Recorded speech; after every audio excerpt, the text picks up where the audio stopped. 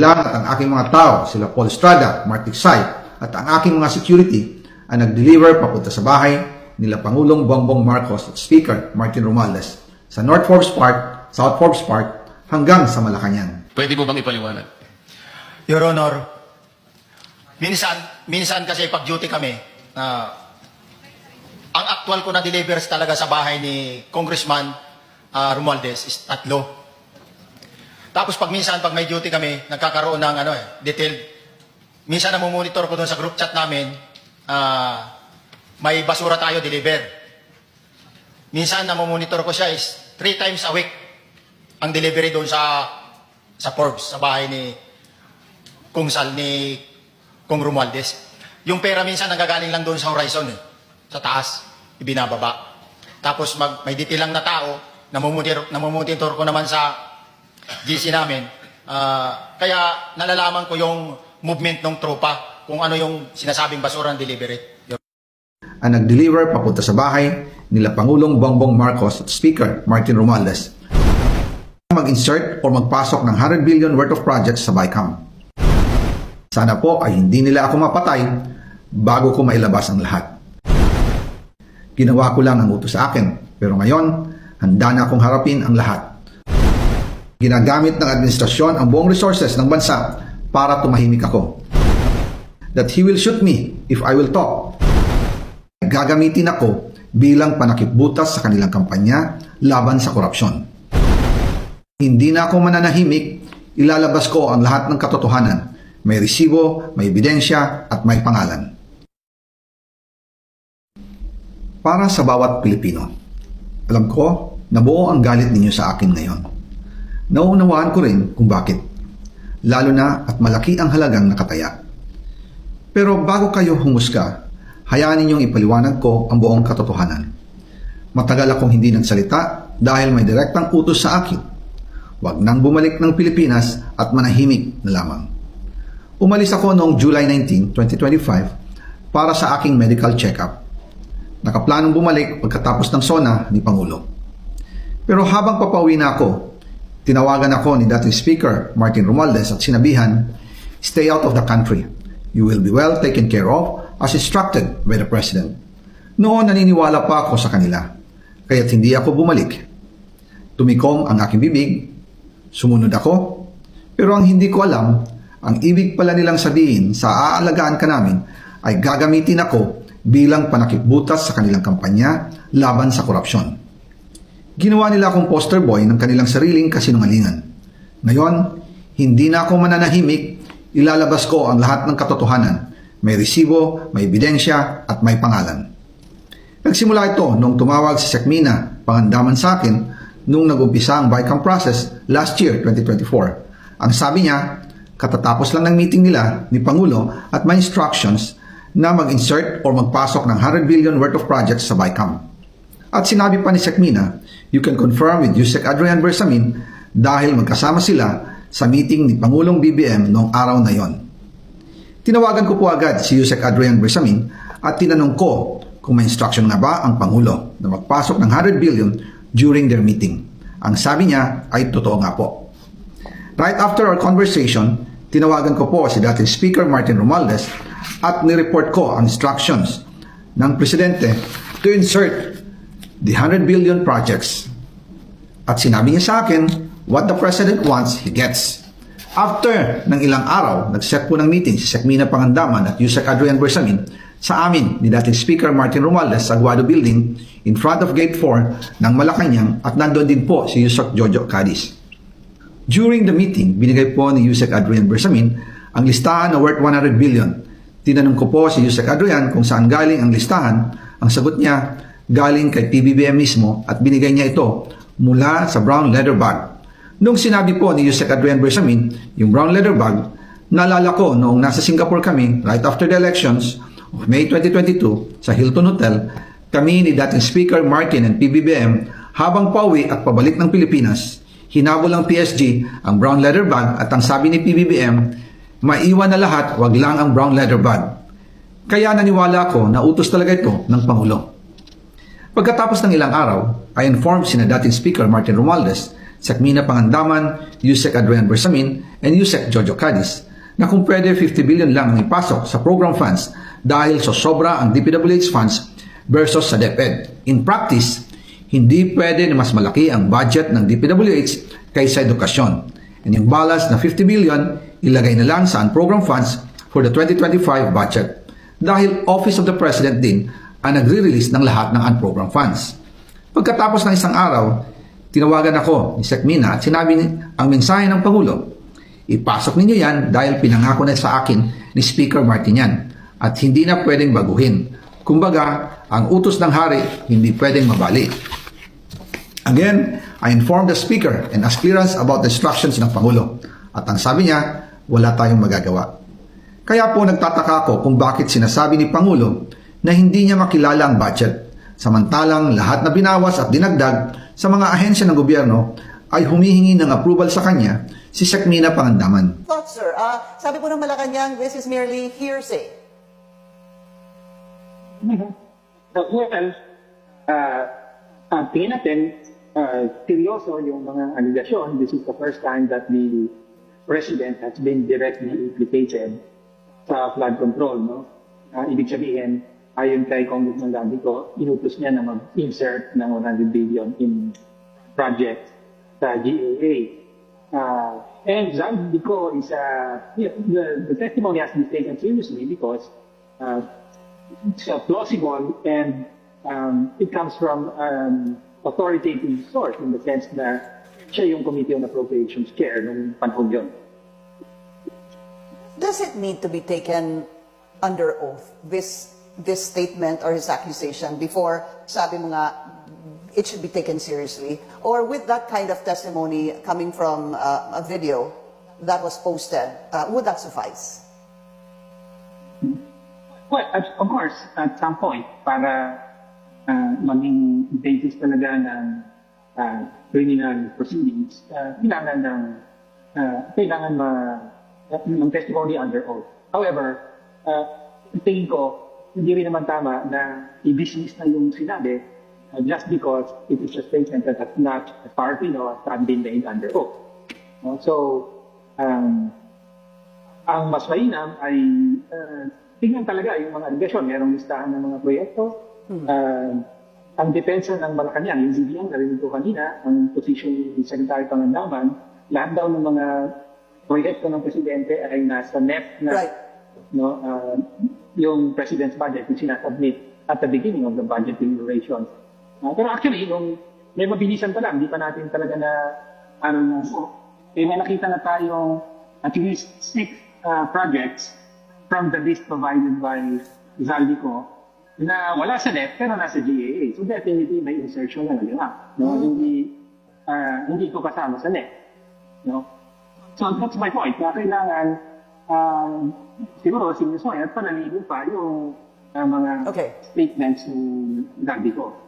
So, now that you pointed that out, that there were at least now so far 6 projects that were not part of the NEP that ended up in the GAA, yung kumbaga, yung budget na naipasa. How sure are we, how can we confirm that in fact this was an insertion, amendment, whatever it is they'd like to call it, or an institutional amendment coming from the President, sir?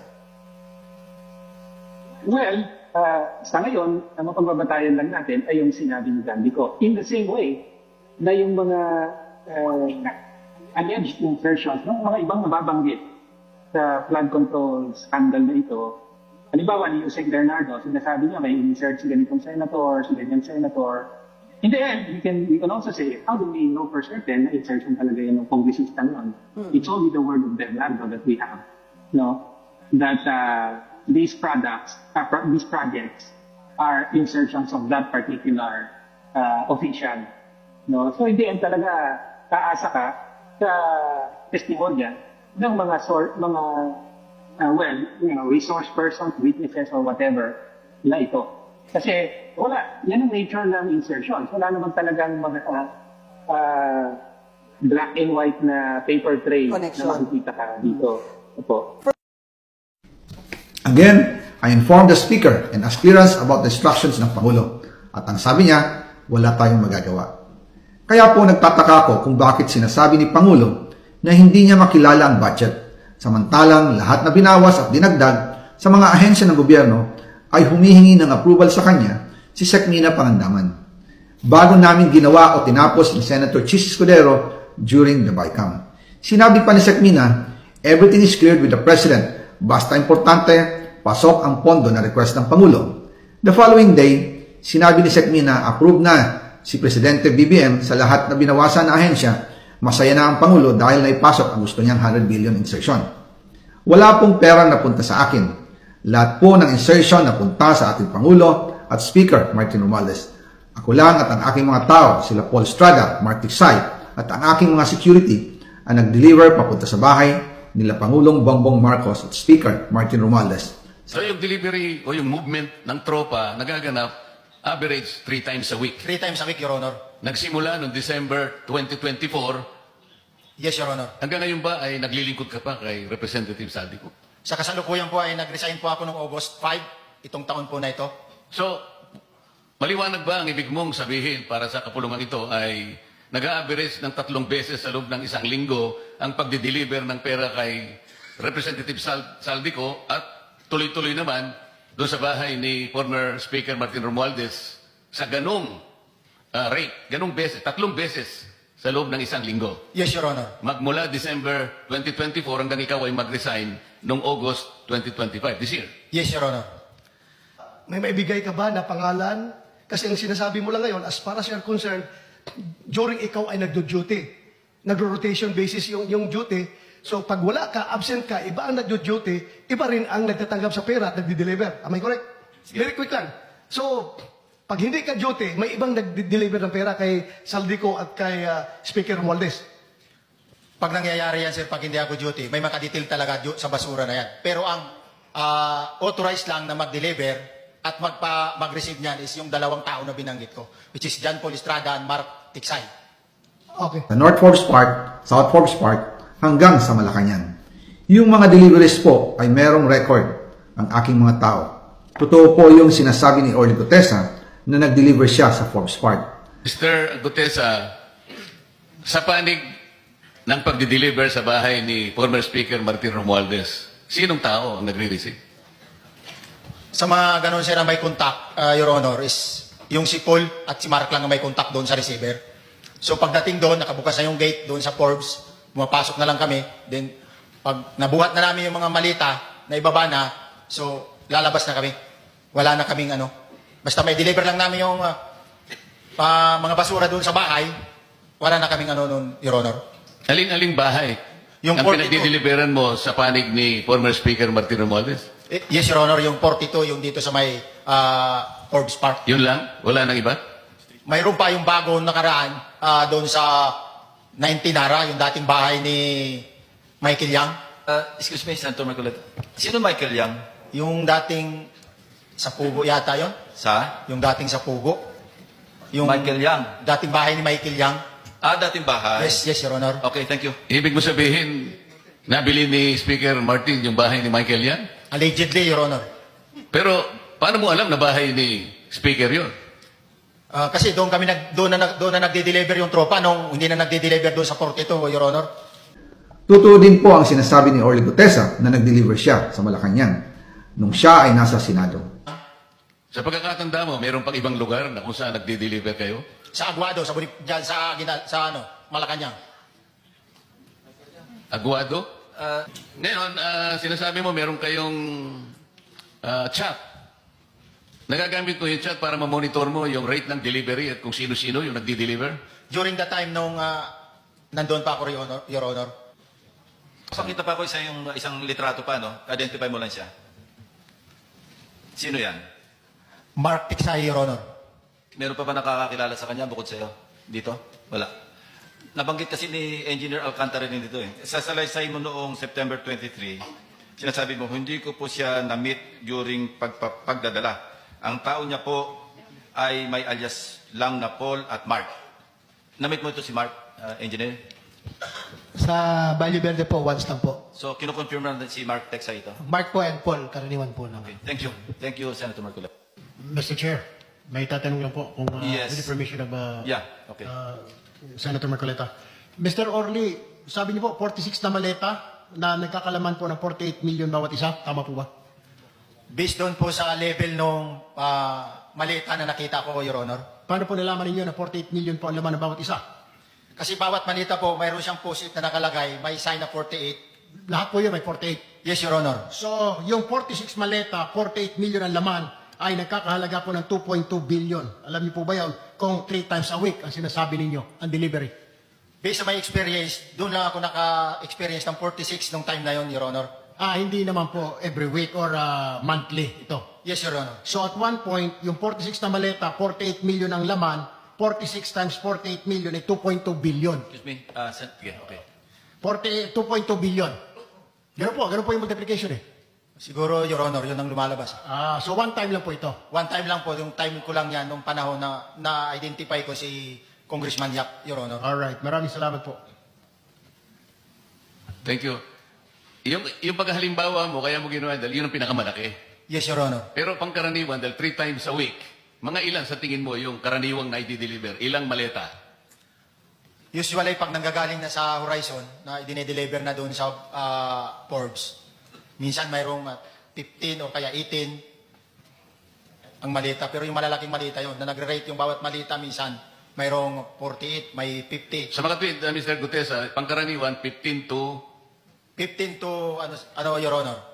yun ang average, pangkaraniwan. Yes, Your Honor. Yung nabanggit mong nabigla ka sapagkat malaki, 48, yun lang kay Congressman Eric Yap. Yes, Your Honor. Yun ang time na nakita ko talaga yung ganong kabalk Okay. yung balita na yun, Your Okay. Honor.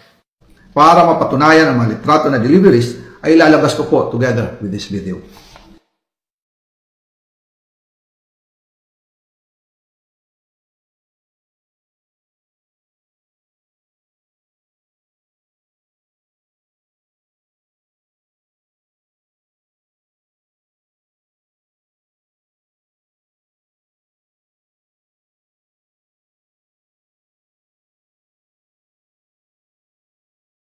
After po ng approval ng budget sa General Appropriations Act of 2025, nagtanong po ako sa DPWH kung magkano ang kailangan na ibigay sa Office of the President o ang SOP na bigayan. Ang sinagot sa akin ay 25%. Ang ibig sabihin nito, 25% ng 100 billion ang SOP na kailangan ibigay kay BBM mismo. In total, 25 billion ang napunta kay Pangulong Bongbong Marcos.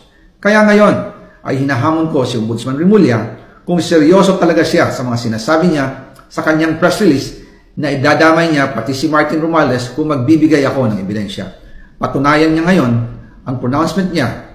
Imbestigahan niya ang fraternity bribe at ang kanyang kaibigan na si Speaker Martin Romualdez kung talagang tutupad siya sa tungkulin niya.